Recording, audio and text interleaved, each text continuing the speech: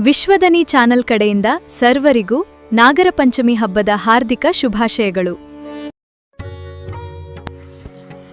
ಕುಷ್ಟಗಿ ಪಟ್ಟಣದಲ್ಲಿ ನಾಗರ ಪಂಚಮಿ ಹಬ್ಬವನ್ನು ಸಡಗರ ಸಂಭ್ರಮದಿಂದ ಆಚರಿಸಲಾಯಿತು.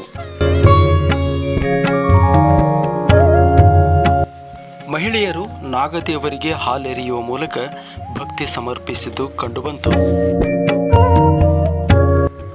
ಶ್ರಾವಣ ಮಾಸದ ಶುಕ್ಲ ಪಕ್ಷದ ಪಂಚಮಿ ದಿನ ಆಚರಿಸಲಾಗುವ ನಾಗರ ಪಂಚಮಿ ಎಂದು ನಾಗದೇವತೆಯನ್ನು ಪೂಜಿಸುವ ಸಂಪ್ರದಾಯ ಕರ್ನಾಟಕ ಸೇರಿದಂತೆ ದೇಶದ ಹಲವು ಭಾಗಗಳಲ್ಲಿ ಕಂಡುಬರುತ್ತದೆ.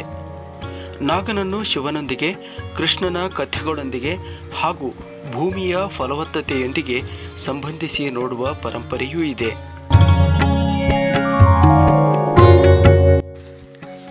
ಪುರಾಣಗಳು ಮತ್ತು ಜನಪದ ನಂಬಿಕೆಗಳಲ್ಲಿ ನಾಗನಿಗೆ ವಿಶೇಷ ಸ್ಥಾನವಿದೆ.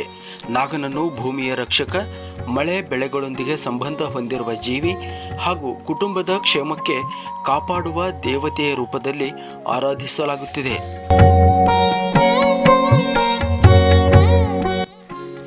ಗ್ರಾಮೀಣ ಪ್ರದೇಶಗಳಲ್ಲಿ ನಾಗರಕಲ್ಲು, ನಾಗಬನ ಮತ್ತು ಹುತ್ತಗಳಿಗೆ ಪೂಜೆ ಸಲ್ಲಿಸುವ ಪದ್ಧತಿ ಇಂದಿಗೂ ಜೀವಂತವಾಗಿದೆ.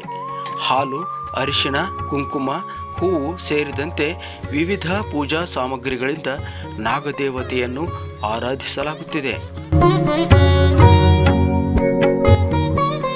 ವಿಶೇಷವಾಗಿ ರೈತ ಸಮುದಾಯದಲ್ಲಿ ನಾಗಾರಾಧನೆಗೆ ಹೆಚ್ಚಿನ ಮಹತ್ವವಿದೆ.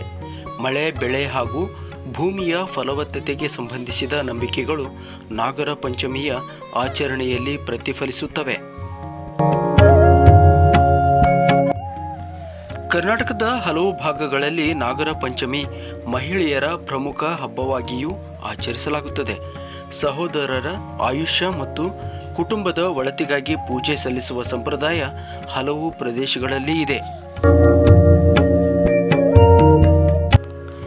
ಈ ಸಂದರ್ಭದಲ್ಲಿ ಮಹಿಳೆಯರು ಸಾಂಪ್ರದಾಯಿಕ ಉಡುಪು ಧರಿಸಿ ನಾಗದೇವತೆಗೆ ಪೂಜೆ ಸಲ್ಲಿಸುವುದು, ಹಬ್ಬದ ವಿಶೇಷ ತಿಂಡಿಗಳನ್ನು ತಯಾರಿಸುವುದು ಹಾಗೂ ಬಂಧು ಬಳಗದೊಂದಿಗೆ ಹಬ್ಬವನ್ನು ಆಚರಿಸುವುದು ಸಾಮಾನ್ಯ.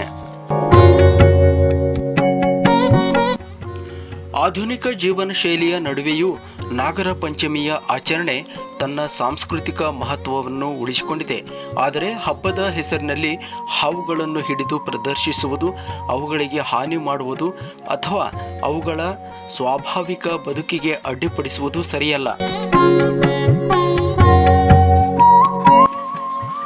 ನಾಗರ ಪಂಚಮಿಯ ನಿಜವಾದ ಸಂದೇಶ ನಾಗನನ್ನು ಪೂಜಿಸುವುದರ ಜೊತೆಗೆ ಪ್ರಕೃತಿಯ ಜೀವ ವೈವಿಧ್ಯವನ್ನು ಗೌರವಿಸುವುದೂ ಆಗಿದೆ. ನಾಗರ ಪಂಚಮಿ ನಮಗೆ ಒಂದು ಮಹತ್ವದ ಪಾಠ ಕಲಿಸುತ್ತದೆ. ಮನುಷ್ಯ ಮತ್ತು ಪ್ರಕೃತಿ ಪರಸ್ಪರ ಅವಲಂಬಿತರು.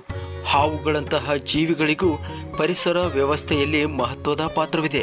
ಆದ್ದರಿಂದ ಹಬ್ಬದ ಸಂಭ್ರಮದ ಜೊತೆಗೆ ಜೀವಿಗಳ ಸಂರಕ್ಷಣೆಯ ಜವಾಬ್ದಾರಿಯನ್ನು ನಾವು ನೆನಪಿಸಿಕೊಳ್ಳಬೇಕು. ನಾಗದೇವತೆಯ ಆರಾಧನೆಯೊಂದಿಗೆ ಪ್ರಕೃತಿಯ ರಕ್ಷಣೆಯ ಸಂಕಲ್ಪವನ್ನೂ ಮಾಡೋಣ ಎನ್ನುತ್ತಾ ಎಲ್ಲರಿಗೂ ನಾಗರ ಪಂಚಮಿಯ ಹಬ್ಬದ ಹಾರ್ದಿಕ ಶುಭಾಶಯಗಳು. Vishwanath V Soppimath, Vishwadani news.